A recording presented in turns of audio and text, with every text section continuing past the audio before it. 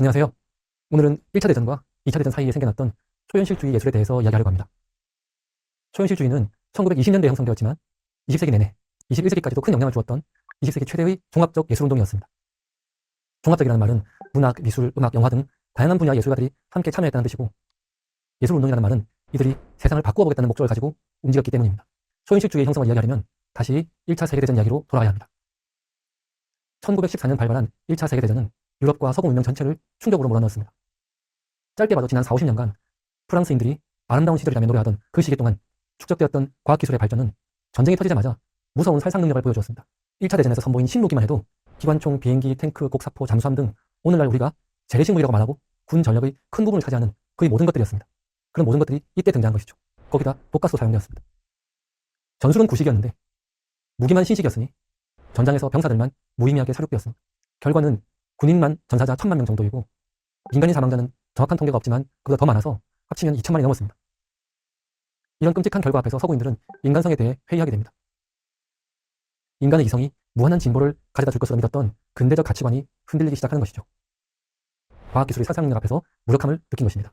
1차 세계대전이 진행 중이던 1915년에 중립국 스위스 제네바에 모인 예술가들이 모임을 결성합니다. 트리스탕 짜라, 장 아르프 같은 예술가들이 참여한 이 모임의 이름은 다다로 정했습니다. 다다라는 이름에는 아무 의미가 없습니다.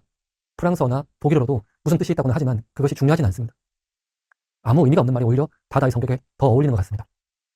이들은 기존의 예술이 형식과 내용면에서 한계에 도달했다고 판단했습니다. 그래서 르네상스 이후 서구 사회가 이성에 기반하여 쌓아온 문명의 기존 형식과 질서를 부정하고 파괴하는 것을 목표로 했습니다. 그것을 위해서 서구 근대 문명의 기본 원리이던 합리성, 인과관계, 이성 중심주의에서 벗어나고자 했습니다. 이 운동을 주도했던 트리스탕 짜라는 1918년에 다다 선언문을 발표합니다. 다다 선언문은 여러 개가 있지만 이 1918년 선언문이 다다를 이해하는 데 가장 많이 언급됩니다. 선언문의 일부를 보고 오겠습니다. 내가 이 선언문을 쓴다. 그리고 나는 아무것도 원하지 않는다. 그렇지만 나는 무엇인가를 말한다. 원칙적으로 나는 선언에 반대한다. 마찬가지로 나는 원칙에도 반대한다. 나는 행동에 반대한다. 연속적인 모순과 확신에도 반대한다. 나는 찬성도 반대도 아니며 나는 설명하지도 않을 것이다. 왜냐하면 나는 상식을 싫어하기 때문이다. 선언을 하면서 선언에 반대하며, 원칙에도 반대하고, 행동에도 반대하며, 찬성도 반대도 아니라는 말에 사실상 다다의 모든 것이 들어있습니다. 다다이즘은 희망과 기대가 무너진 시대에 절망하고 일단 모든 기존 체계를 철저히 부정하고자 했습니다. 그 다음에 뭐가 될지는 모르겠지만 일단 철저하고 단순하게 파괴하는 것만이, 부정하는 것만이 새로운 세계로 나가는 첫 걸음이 될 것이라고 생각했던 것이죠. 다다이즘 예술로 가장 유명한 것, 그 이후 100년 이상 현대 예술에 영향을 미친 작품이 마르셀 듀샹의 샘입니다. 많은 분들이 한 번을 보았을 바로 그 남자 소변기입니다. 1차 대전 중에 미국으로 건너간 마르셀 듀샹은 자신이 구입한 소변기에 알 머트라고 설명해서 뉴욕의 전시회에 출품했습니다. 처음에 이 작품은 전시도 되지 못하고 치워졌습니다. 그러나 얼마 뒤 이 소변기는 현대 미술 역사상 가장 유명한 작품이 됩니다. 샘이 제기한 새로운 예술의 관점은 혁명적입니다. 예술가가 직접 만들지 않고 기성 공산품을, 이 공산품을 레디메이드라고 부르는데요, 그걸 사다가 서명만 해도 예술 작품이 될 수 있다는 것입니다. 이렇게 가져온 기성품을 현대 미술에서 오브제라고 부릅니다. 지금도 우리는 예술가 하면 자신의 아뜰리에나 서재에서 밤새 작업하는 모습을 흔히 떠올립니다. 사실 예술가의 모습은 수백 년간 그런 형태였습니다. 그러나 이제 그런 건 중요하지 않다는 것이 듀샹의 생각입니다.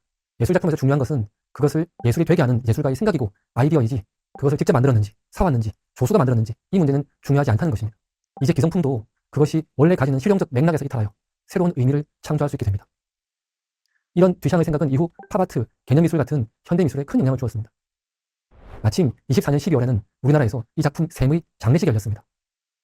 탄생 이후 100년 넘게 미술계에 영향력을 미쳐온 샘을 이제는 보내드리자 하는 그런 취지의 퍼포먼스였습니다. 경기도의 이기적 팩토리에서 열렸는데요, 미술사학자 양은희 선생님이 샘의 양력을 보고했고 여러 예술가와 문화 관계자들이 모여서 장례식을 치렀습니다.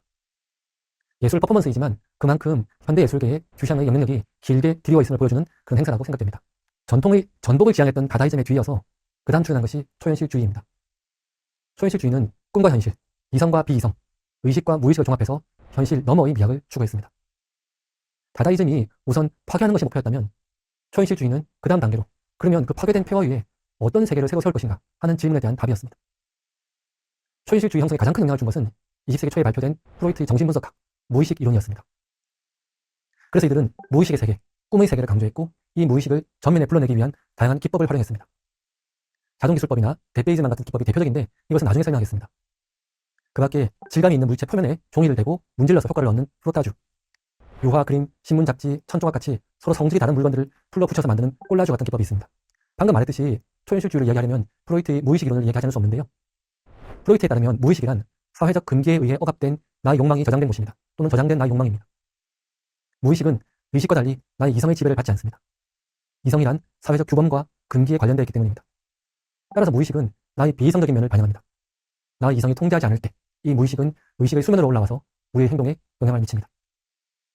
프로이트로 돌아가자고 했던 프랑스 현대 정신분석학자 자크 라캉의 말 중에 이 이성과 무의식의 관계를 잘 설명해주는 말이 있습니다. 나는 내가 존재하지 않는 곳에서 생각한다. 그러므로 나는 내가 생각하지 않는 곳에 존재한다. 라는 말입니다. 이 문장은 서구 근대 합리주의의 기반을 만들었다고 평가받는 데카르트의 유명한 말, 나는 생각한다. 그러므로 나는 존재한다를 비틀고 있습니다. 내가 존재하지 않는 곳에서 나는 생각하고 있고, 내가 생각하는 곳에 내가 없다는 말은 무의식이 나의 존재의 근간을 지배하고 있고, 나의 의식, 나의 생각이죠. 나의 의식은 그것과 떨어져 있음을 설명하는 것입니다. 그래서 나라는 사유의 주체를 확립한 것으로 평가받던 데카르트의 화관과 그것에 기반한 인간의 이해는 완전히 뒤집어집니다. 비유하자면 이 세상에 자신들밖에 없는 줄 알았던 유럽인들이 아메리카 대륙을 발견했을 때의 충격 그 이상일 것입니다.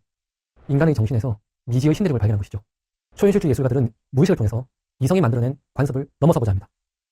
이성과 관습이 만들어내는 사물들의 겉모습을 넘어서 보이지 않는 사물들 간의 관계를 드러내 보이고자 하는 것이죠. 초기 초현실주의 운동을 리더였던 앙드레 브루통은 1924년 발표한 초현실주의 선언에서 초현실주의를 이렇게 정의합니다. 이성이 행사하는 모든 통제에서 벗어나서 모든 미적, 도덕적 선입견을 벗어난 생각을 받아 쓰는 것. 그래서 초현실주의자들은 이성의 영향을 덜 받는다고 생각하는 꿈, 환상, 광기 등의 세계를 표현하는 데 노력을 기울였습니다. 문학에서 앙드레 브루통, 아폴리네르, 미술에서 르네 마그리트, 후안 미로, 살바도르 달리, 막스 에른스트, 사진의 만레이, 영화에서 루이스 부뉴에 등이 대표적인 예술가였습니다. 마그리트는 초현실주의 화가 중에서 우리에게 가장 익숙한 화가입니다. 그런데 그의 그림은 낯설고 이상한 이미지들의 충돌을 보여줍니다. 얼굴을 사과로 가린 사람도 있고, 신발의 아랫부분이 발로 변한 그림도 있고, 피 흘리는 석고상도 있습니다. 그런데도 그의 그림이 우리에게 익숙한 것은 대중매체와 광고에서 그의 이미지를 많이 활용하기 때문입니다.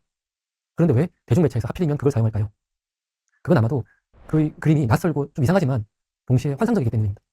이 점이 마그리트의 매력입니다. 어떤 그림들은 낯설고 이상하면서 기괴합니다. 그러나 마그리트의 그림은 환상적인 느낌을 줍니다. 마그리트의 그림을 설명할 때 가장 많이 사용되는 용어가 초현실주의 기법 중 하나인 데페이즈망입니다. 데페이즈망을 포털에 찾아보면 전치나 전위라고 보통 설명합니다. 한자이긴 하지만 무슨 뜻인지 쉽게 느껴지지 않습니다. 간혹 위치를 바꾸는 거치라고 풀어서 쓴 경우도 있는데 이게 전치나 전위의 뜻이죠. 이것 역시 마찬가지입니다. 프랑스어 데페이즈망은 지역이나 고향을 의미하는 페이라는 단어에 반대나 분리를 의미하는 접두사 de와 명사형 어미를 붙인 것입니다. 그러니까 어원으로 보면 고향이나 내가 사는 지역에서 떼어내기라는 의미가 됩니다. 좀 더 풀어보면 내가 익숙한 환경에서 떼어내서 낯설은 환경으로 보낸다라는 의미이니 러시아 형식주의가 썼고 브레이트의 희곡 이론으로 유명해진 낯설게 하기와 오히려 더 가까운 개념입니다. 그러니까 데페이즈망은 우리에게 익숙한 것을 낯설고 이상하게 보이게 만드는 기법입니다. 마그리트의 그림을 떠올려보면 쉽게 이해됩니다. 현실 속에 동시에 존재할 수 없는 것들끼리 결합시키거나 크기와 모양이 이상하거나 하는 것들입니다. 이렇게 마그리트의 데페이즈망은 우리가 익숙한 것을 파괴하고 동시에 새로운 세계를 창조합니다. 환상의 세계든 미지의 세계든 그 낯설음의 느낌이 우리 상상력의 경계를 넓혀주는 것입니다. 문학이나 영화에서도 초현실주의자들은 서로 낯선 이미지의 충돌과 중첩을 통해 이 데페이즈망을 실현합니다. 초현실주의 이전에 초현실주의적인 시를 썼던 로트레아몽은 19세기 중반의 사람인데요. 그가 쓴 말도로르의 노래라는 시집 6부에서 해부대 위에서 재봉틀과 우산의 우연한 만남처럼 아름다운이라는 유명한 표현을 씁니다. 이것이 전형적인 초현실주의의 미학입니다. 초현실주의는 영화에서도 보이는데요. 1929년 루이스 부뉴엘 감독의 무성영화 안달루시아의 개가 가장 유명합니다. 영화의 각본 작업에는 초현실주의 화가 살바도르 달리가 함께 참여했습니다. 이 영화의 첫 도입부는 상당히 충격적인 장면을 담고 있는데요. 그래서 저는 강의 시간에 보여줄 때도 학생들에게 꼭 미리 경고를 합니다. 다만 오늘 강의에서는 함께 보지는 않으려고 합니다. 또 보실 분들을 위해서 내용도 미리 말하지는 않겠습니다. 다만 초현실주의적인 감독의 미학을 집약적으로 보여주는 장면이라는 이야기만 하고 지나가겠습니다. 관심 있는 분들 꼭 한번 보시기 바랍니다. 그래도 영화의 다른 부분들을 잠깐 보고 오겠습니다.